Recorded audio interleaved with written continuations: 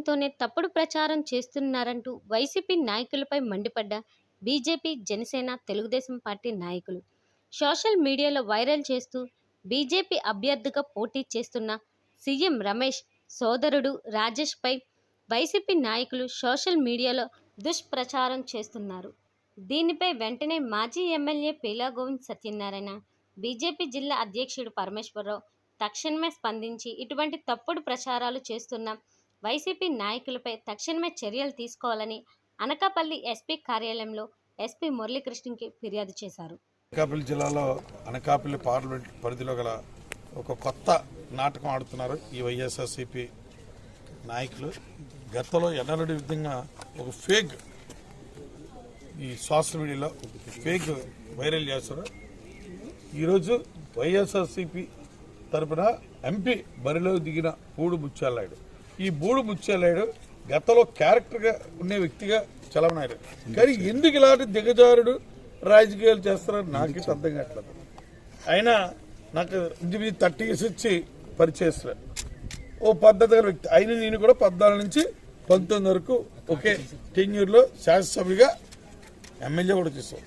ఆ రోజు కూడా అసెంబ్లీ హౌస్లో అందరూ చల్లర పెట్టేవారు తప్ప తెలుగుదేశం పార్టీ అధికారులు ఉన్నప్పుడు ఎప్పుడు ఈయన వెళ్ళలో కూడా రాలేదు హౌస్లో. ఎందుకు ఈ దిగజారుడు రాజకీయం చేస్తున్నారో నాకు అర్థం కావట్లేదు.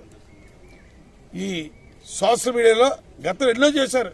మన వైజాగ్లో ఆ రోజు కోడికత్తి డ్రామా, వాళ్ళ నాయకుడు చేసిన డ్రామా, అలాగే వాళ్ళ చిన్నాన్ని వాళ్ళే హత్య చేసి అది కూడా చంద్రబాబు మీద మోపారు.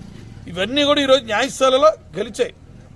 ఆ రోజు చూసాం మన ప్రశాంత్ కిషోర్ డైరెక్షన్లో ఈ వైఎస్ఆర్సీపీ నాయకులు ఆడిన నాటకాలన్నిటికీ కూడా ఈరోజు నిజం నిలకడగా తెలుస్తుంది. లేట్ 2-3 రోజులు లేట్ జరగమని తప్ప. అలాగే ఈరోజు మన తెలుగుదేశం పార్టీ పార్లమెంటు అభ్యర్థి సీఎం రమేష్ గారు బ్రదర్, ఆయన మీద రాజేష్ గారి మీద అన్యాయంగా అక్రమంగా చాలా విచిత్రమైన స్లోగన్స్, ఆయన డ్రింక్ చేసి డ్రైవ్ చేశాడు, లేనిపోని కథనాలు. మీకేమైనా మీ దగ్గర ఎవిడెన్స్ ఉంటే బయట పెట్టండి. న్యాయస్థానం ఉంది ఇక్కడ, లేకపోతే వ్యవస్థ ఉంది ఇక్కడ. మన అనకాపల్లి జిల్లాలో జిల్లా హెడ్ క్వార్టర్ పోలీసు అధికారి, జిల్లా అధికారి గారు ఉన్నారు. ఆయన గురించి కంప్లైంట్ ఇవ్వండి. అంతే ఇష్టం వచ్చాడు ఫేక్ అకౌంట్లు ఎట్టి చేయడం. మీ కాలం చెల్లిపోయింది, అయిపోయింది. గతంలో మీ ఫేక్ అకౌంట్లు, మీ ఫేక్ స్టేట్మెంట్లు వినిన రోజులు జనాలకు అందరికి అర్థమైపోయింది. ఇప్పటికైనా బుద్ధి తెచ్చుకోండి. ఇప్పటికే సొంత తెల్లే ఉదాహరణ చూసాం మనం. తన చెల్లి తండ్రి గురించి, అన్న గురించి ఎన్ని కష్టాలు పడ్డా చూశారు. తన చెల్లి కూడా ఈరోజు నేను చేసి తప్పే, ఈ దుర్మార్గుడు గురించి నేను మాట్లాడడం తప్పే, సొంత రక్తం పట్టుకు పుట్టిన చెల్లి కూడా చెప్తుంది ఈ దుర్మార్గం గురించి, జగన్మోహన్ గురించి. అలాగే మన జిల్లాలో కొత్త సంస్కృతి తీసుకొస్తున్నారు. ఎప్పుడు ఇలా గతంలో ఎప్పుడూ లేదు. ఒక పద్ధతి గల వ్యక్తి రాజకీయాల్లో అనాదిగా ఆ రోజు నుంచి ఈ రోజు వరకు ఎప్పుడు కూడా ఇలాంటి ఫేక్ స్టేట్మెంట్లు, ఫేక్ ప్రవర్తనలు ఎప్పుడు చేయలేదు. నేను శాసనసభ్యుగా చేశాను 2014లో. నాకు ఇది 3వ ఎలక్షన్.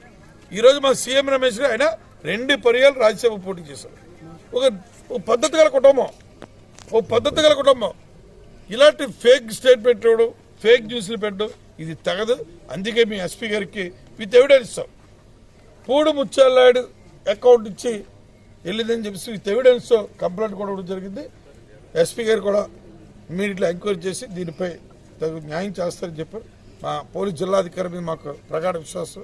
ఎందుకంటే జరిగిన రోజులు చూసామే.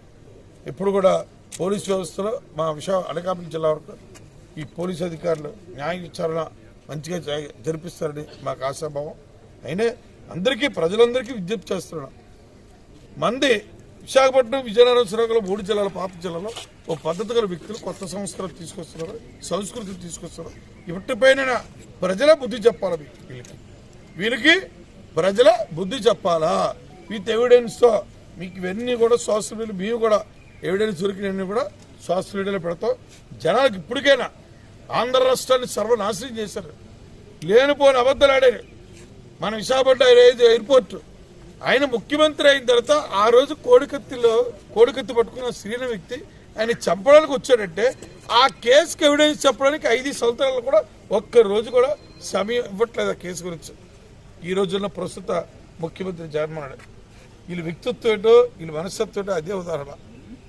ఆ రోజు ఎలక్షన్ అవుతుంది 19లో వాళ్ళే చెప్పి అదే మళ్ళా చంద్రబాబు మీద మోపారు. ఆ వ్యక్తిని కేసులో ఎవరైతే నిండుతారో ఆయన అంటేసుకుని తిరుగుతున్నారు. ఆ సంగతి ఎవరు చెప్తున్నారు? తన సొంత తోబుట్టు చెప్తుంది. మర్డర్ చేసిన కుటుంబంలో చిన్నాన్ని చంపిన వ్యక్తికి మా అన్న టికెట్ ఇచ్చిన ఇది ఎంత దుర్మార్గత్తనే తన తల్లి చెల్లి చెప్తుంది. ఇంత దుర్మార్గత్వం ప్రవర్తిస్తారు ఈరోజు అధికార పార్టీ వాళ్ళు. అతి త్వరలో మూల్యం చెల్లించుకుంటారు.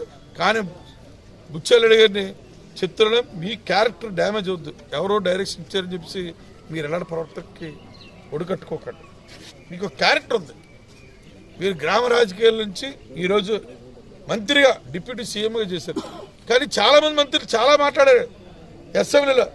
మన కోడిగుడ్డ మంత్రి వరకు అందరూ పేకట మంత్రుల దగ్గర అందరూ కూడా చూశారు. కానీ ఎప్పుడు ఇలాంటి దిగజాడు రాజకీయం ఈ ముచ్చెల్లేడి చేయలేదని నాకున్న అవగాహన మేరకు ముచ్చెల్లేడి చెప్తున్నా ఇలాంటివి మానుకోండి. న్యాయం ఎవరికి చట్టం ఎవరికి చుట్టం కాదు.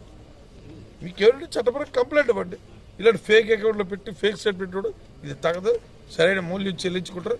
ఇది కరెక్ట్ కాదు. మన ప్రాంతానికి కానీ మన ఏరియాకి కానీ మన సంస్కృతి ఒక సంస్కృతి పద్ధతిగా ఉంటే పద్ధతిగా ఇది న్యాయస్థానంలో కూడా ఎస్పీ గారు కూడా న్యాయం చేస్తారు. మన నమ్మకం ఎఫ్ఐఆర్ వేస్తారని ఎంక్వైరీ చేసి న్యాయస్థానంలో దీని విషయంలో మేము పోరాడడానికి సిద్ధంగా ఉన్నామని సభాముఖంగా అందరికీ విజ్ఞప్తి చేస్తారు. అనకాపల్లి పార్లమెంట్ నియోజకవర్గం వాటర్ మహాశాలకి ఈ పూడు ముచ్చాలని ఎంత దిగజారుడు రాజకీయం చేస్తారు. ఇదే ఉదాహరణ. ఆ రోజు ఎయిర్పోర్ట్లో చూసాం, ఈరోజు ప్రాక్టికల్గా ఇది చూస్తాం. తక్షణమే అందరూ కూడా సామాన్యులందరూ దీనిపై ఖండించాలని మనందరూ కూడా పేరు పేరున రిక్వెస్ట్ చేస్తాం.